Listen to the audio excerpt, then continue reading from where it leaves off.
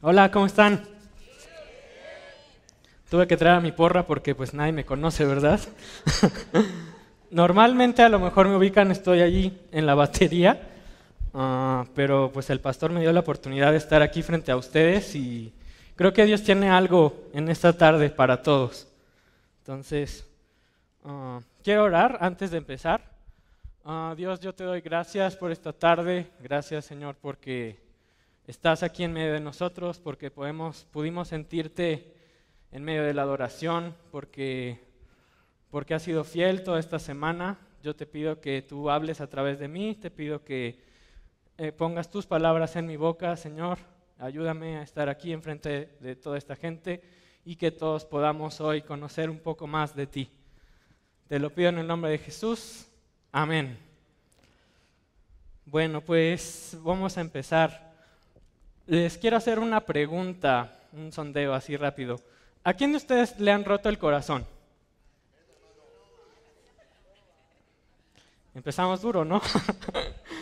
Yo creo que a todos, todos en algún momento, y no hablo solamente de relaciones de pareja, porque eso es lo más común, ¿no? Cuando te dicen, te rompieron el corazón, pues piensas, pues te dejó tu novio, te dejó tu novia, o te dijo que no, o que rompieron, etcétera, ¿no? O sea, siempre pensamos en esas relaciones de pareja y pues es duro, ¿no? Para quienes son jóvenes es duro, pero yo sé que no todos somos jóvenes y eso no es la única forma en la que te rompen el corazón. A los papás, ¿a poco no les rompe el corazón cuando les dicen a sus hijos, tiende la cama y no la atienden? O cuando se queda en el cambio de las tortillas, cuando los mandan, ¿a poco no eso les rompe el corazón también a los padres? O sea, hay muchas formas en las que se nos rompe el corazón. Y hay otras formas aún más fuertes, ¿no? Tal vez alguien de aquí haya pasado por algún divorcio, o alguien de aquí haya pasado por la muerte de un ser querido, o te enteraste de que un ser querido tuyo tiene una enfermedad muy fea, y hay tantas cosas que nos rompen el corazón, ¿no? Y que otras personas, a lo mejor no es alguien que te dejó, pero es alguien que te dijo que iba a hacer algo y no lo hizo. Y eso a poco no se siente muy feo, ¿no? Se siente en el corazón. ¿Y qué es el corazón?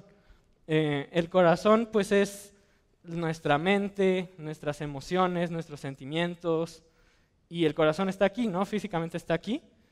Y tú dices, bueno, pero los pensamientos, las emociones pues están aquí en el cerebro. Pero realmente sí hay una conexión directa entre el corazón aquí y el cerebro. O sea, cuando tú no estás bien de aquí, tampoco estás bien de acá, del corazón. Y el corazón te late bien fuerte, ¿no? Por ejemplo, yo que estoy bien nervioso, me está latiendo bien fuerte el corazón ahorita. Y todas esas decepciones, todas esas veces que tú pusiste la confianza en alguien y esa persona te traicionó o esa persona te decepcionó, se siente horrible. Se siente horrible cuando te rompen el corazón. Y pues a mí me han roto el corazón, obviamente. Y se siente muy feo. Y yo soy una persona muy sentimental y soy de esos que sufre y que llora y que canta y que luego ya no puede y que se siente que la vida se te va y se siente feo, ¿no? Yo soy bien chillón y también lloro y todo eso, ¿no? Y entonces estaba preguntándole a Dios, ¿por qué? ¿Por qué, Dios? ¿Por qué se siente tan feo que te rompan el corazón? O sea, ¿por qué? ¿O por qué pasó? ¿Por qué si yo estaba confiando en esta persona, por qué me decepcionó así? Y entonces Dios me llevaba a un versículo en la Biblia que está en Jeremías 17. Me gustaría que quienes tienen Biblia me acompañaran. Está en el Antiguo Testamento, es uno de los profetas mayores. Jeremías 17. Y pues yo estaba esperando que Dios me consolara, ¿no? Que me dijera, sí, pobrecito de ti, pues estás sufriendo mucho, yo te amo. yo voy a estar contigo, no te preocupes, todo va a estar bien. Y miren a dónde me llevó. Dice el versículo 5, esto dice el Señor, malditos son los que ponen su confianza en simples seres humanos, que se apoyan en la fuerza humana y apartan el corazón del Señor. Estuvo duro, ¿no?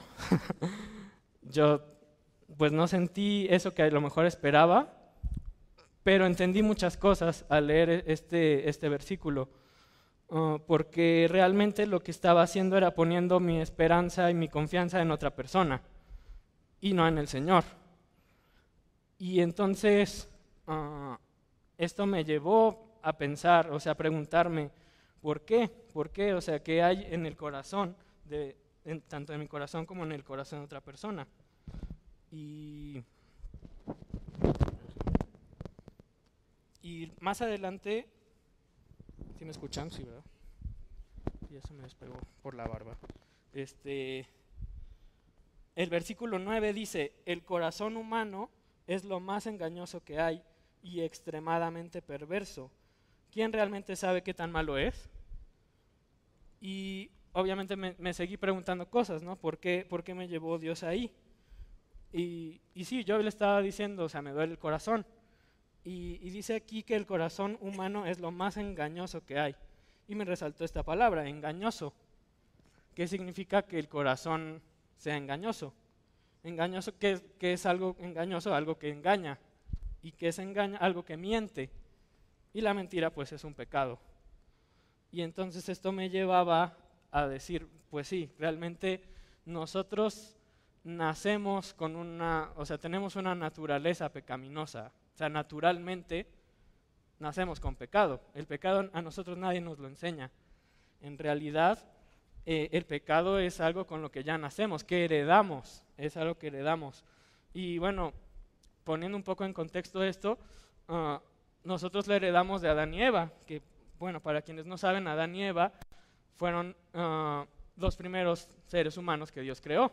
Dios creó a Adán, luego de la costilla de Adán creó a Eva, los puso en el huerto del Edén y eran muy felices ahí. Y ellos estaban en completa comunión con Dios. Dice en la Biblia, esto ustedes lo pueden leer en Génesis 3, un poquito antes, en Génesis 2, donde dice esto, que ellos estaban felices dentro de la presencia de Dios, ahí en el jardín del Edén, hasta que el diablo, a través de la serpiente, sedujo a Eva, la engañó y le dijo que del árbol que Dios les había dicho que no podían comer, comiera y no le iba a pasar nada. Dios les había dicho que iban a morir si comían de ese árbol. Era un árbol que dice ahí en la Biblia que se veía hermoso. Y entonces, pues sí, estaba atractivo. Eva comió, vio que no se murió y dijo, pues no pasa nada. Y entonces se lo dio a comer a Adán, era su esposa, pues le dijo, pues claro, vamos a comerlo, no nos va a pasar nada. Pero inmediatamente ellos se dieron cuenta de que estaban desnudos.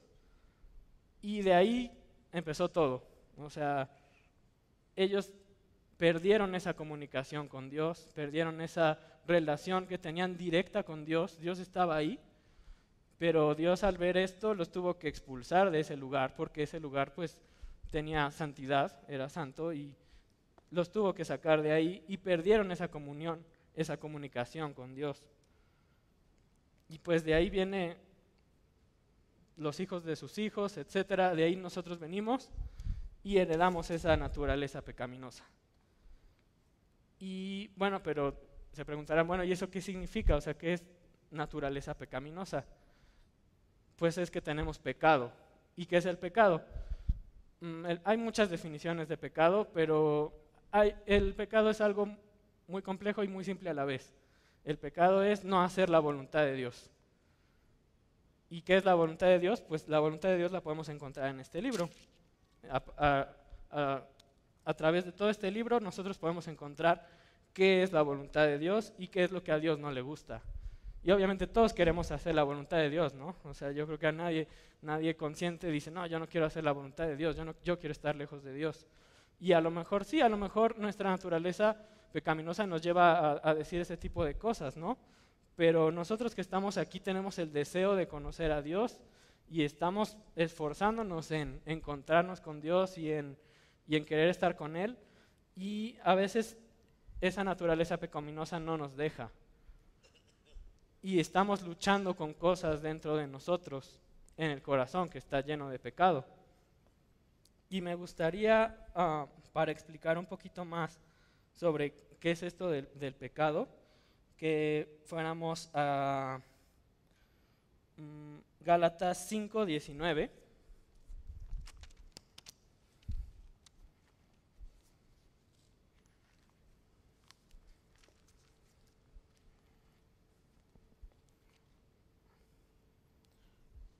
Yo estoy leyendo de la Nueva Traducción Viviente, por cierto. Y dice así: cuando ustedes siguen los deseos de la naturaleza pecaminosa, los resultados son más que claros. Y aquí aguas, porque vamos a leer una lista de resultados que son un poco fuertes y que yo creo que nos vamos a identificar con uno, con dos, con varios o con todos. Entonces, ahí vayan poniendo su palomita a los que se sientan identificados. Dice aquí que los resultados son más que claros. Dice inmoralidad sexual, impureza, pasiones sensuales, idolatría, hechicería, hostilidad, peleas, celos, arrebatos de furia, ambición egoísta, discordias, divisiones, envidia, borracheras, fiestas desenfrenadas y otros pecados parecidos.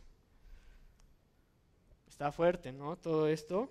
Y aquí no les voy a pedir que levanten la mano con cuántos, o a lo mejor uno o dos, a lo mejor todos, y los que dice aquí que son pecados parecidos también, ¿no? Y cuando dice eso es porque realmente los seres humanos somos creativos y seguimos siendo creativos aún para pecar, ¿no? Para hacer cosas más malas todavía. Entonces, es algo muy fuerte y yo sé que batallamos con todo esto es resultado de eso. Esto es algo que nace de nosotros, no es algo que aprendamos. O muchas cosas sí las aprendemos, pero muchas son deseos y pasiones que ya tenemos dentro de nosotros. Y mi objetivo no es que salgamos de aquí tristes y digamos, no, pues somos pecadores y pues ya, ni modo. O sea, no, ese no es el objetivo, porque hay una esperanza. Regresando aquí a Jeremías 17, dice: pero benditos son los que confían en el Señor y han hecho que el Señor sea su esperanza y su confianza. Entonces, nosotros que conocemos al Señor, a pesar de esto, podemos poner nuestra esperanza en Él. Y claro que hay esperanza. Y esa esperanza es en Jesús. Yo creo que todos aquí conocemos a Jesús, sabemos lo que Jesús hizo por nosotros, y me gustaría leer esto rápidamente en Romanos 8:3. Me gustaría que todos lo leyéramos también para que nos demos cuenta de la esperanza que Dios nos da. Dice el versículo 3: la ley de Moisés no podía salvarnos, porque nuestra naturaleza pecaminosa es débil. Es lo que estamos diciendo, ¿no? O sea, nosotros somos débiles por naturaleza. Dice: así que Dios hizo lo que la ley no podía hacer. Él envió a su propio Hijo en un cuerpo como el que nosotros los pecadores tenemos. Imagínense, o sea, estamos diciendo, ¿no? Nuestro cuerpo es débil.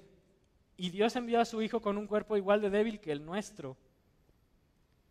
Imagínense, este es el amor que Dios tuvo, que hizo esto.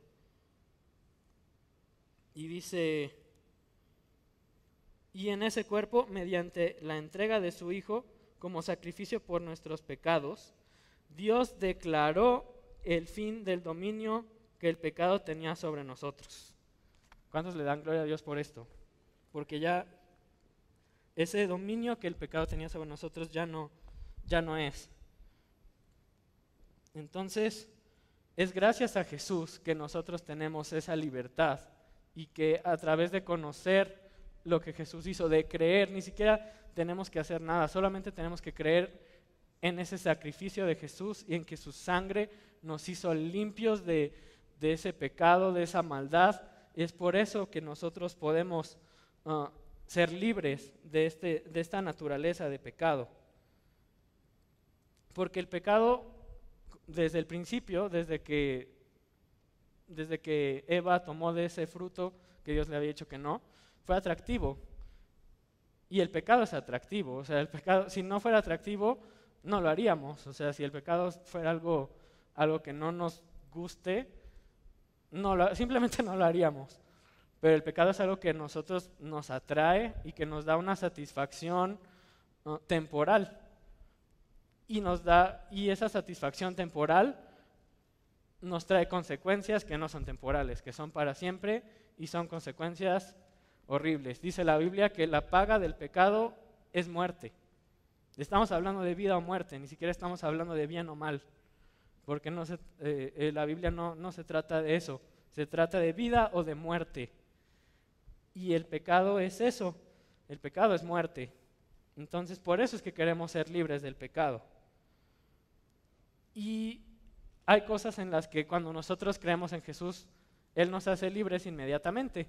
Hay muchas cosas y hay muchos testimonios de cómo Jesús, cuando recibes a Jesús, Él te hace libre a lo mejor de decir groserías, o te hace libre de algún vicio, del alcoholismo, o de la fornicación, o del adulterio, de tantas cosas que traemos cuando venimos con Jesús, pero aún estando con Él tenemos esas batallas, y por eso esta plática yo le puse las batallas del corazón, porque son batallas con las que a veces vivimos y que yo creo que Dios las puso ahí para que nosotros sigamos buscándole, porque si fuéramos libres completamente, tal vez nos olvidaríamos de Dios y haríamos otras cosas, y a Dios lo que le interesa es nuestro corazón, es estar con nosotros todos los días.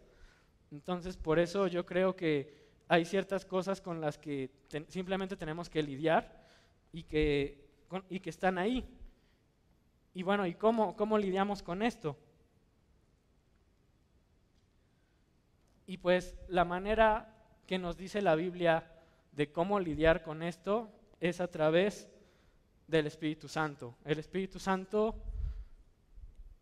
es Dios aquí en medio de nosotros. Sabemos que Dios Padre es el que creó todo, es el dueño de todo, es el que te creó a ti, el que me creó a mí, el creador de todo, el dueño de todo.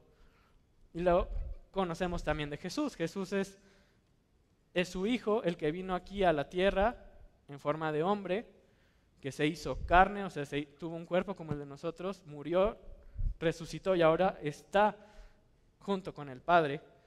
Pero Él nos dejó al Espíritu Santo. Y el Espíritu Santo es todo eso. Él es una persona, y es una persona que vive aquí en medio de nosotros y que a veces no somos conscientes de Él. Pero si tú puedes entender un poquito de Dios, si tú puedes entender un poquito de la Biblia, es por el Espíritu Santo. O sea, tú ya has interactuado con Él, no es alguien que no conoces. Porque Él es eso, Él es esa persona que nos muestra a Dios, nos muestra incluso a Jesús. A Jesús no te lo mostró nadie, no te lo mostró el pastor Alberto, no te lo mostró quien sea que te haya hablado de Jesús por primera vez. Fue el Espíritu Santo realmente el que te mostró a Jesús y el que te mostró la salvación. Y entonces vamos a hablar un poquito de Él.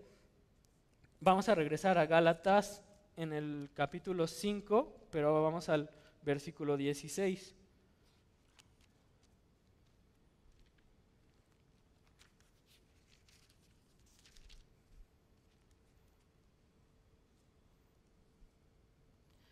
Dice, por eso les digo, dejen que el Espíritu Santo los guíe en la vida, entonces no se dejarán llevar por los impulsos de la naturaleza pecaminosa. La naturaleza pecaminosa desea hacer el mal, que es precisamente lo contrario de lo que quiere el Espíritu. Y el Espíritu nos da deseos que se oponen a lo que desea la naturaleza pecaminosa. Estas dos fuerzas luchan constantemente entre sí.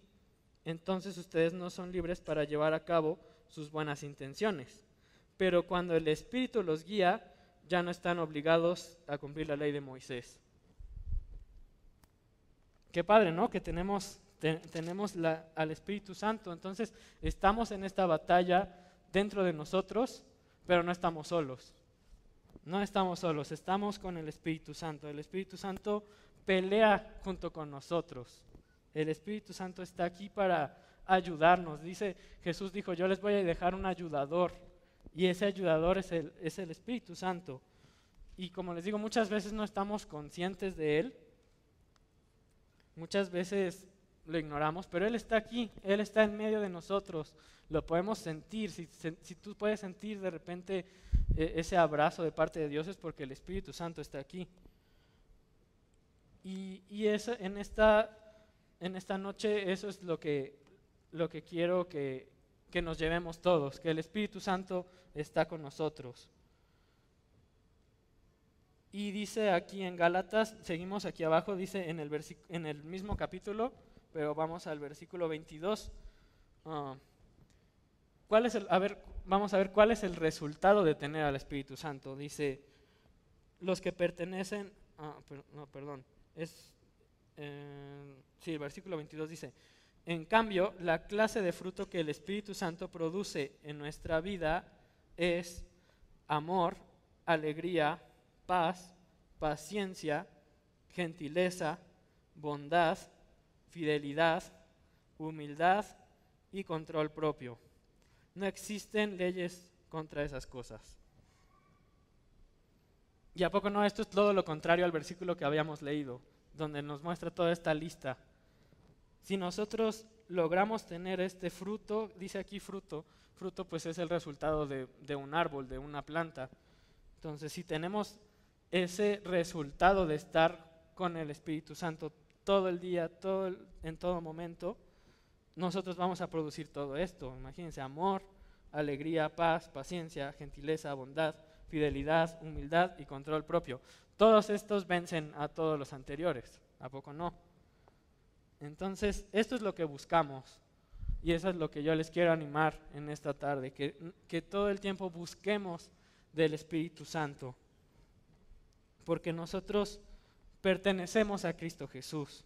Dice el siguiente versículo, los que pertenecen a Cristo Jesús han clavado en la cruz las pasiones y los deseos de la naturaleza pecaminosa y los han crucificado allí. Ya que vivimos por el Espíritu, sigamos la guía del Espíritu en cada aspecto de nuestra vida.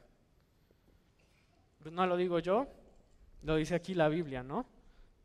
Y nosotros estamos aquí para estudiar la Biblia. Entonces, qué mejor que seguir este consejo que nos está diciendo aquí el apóstol Pablo y en todo tiempo tener en cuenta el Espíritu Santo en cada aspecto de nuestra vida. Y me gustaría terminar, voy a pedirle a la alabanza que suba. Me gustaría terminar con adorando a Dios y pidiendo al Espíritu Santo a través de esta canción que vamos a cantar todos, la ayuda del Espíritu Santo, porque el Espíritu Santo es tan necesario y a veces no lo tomamos en cuenta y a veces nos ahogamos en un vaso de agua simplemente por no pedir esa ayuda. Y Él está peleando con nosotros. Ese mismo Espíritu Santo estuvo con Jesús.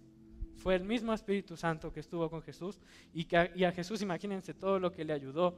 A Jesús le ayudó a sanar enfermos, a Jesús le ayudó incluso a levantar muertos, resucitar muertos.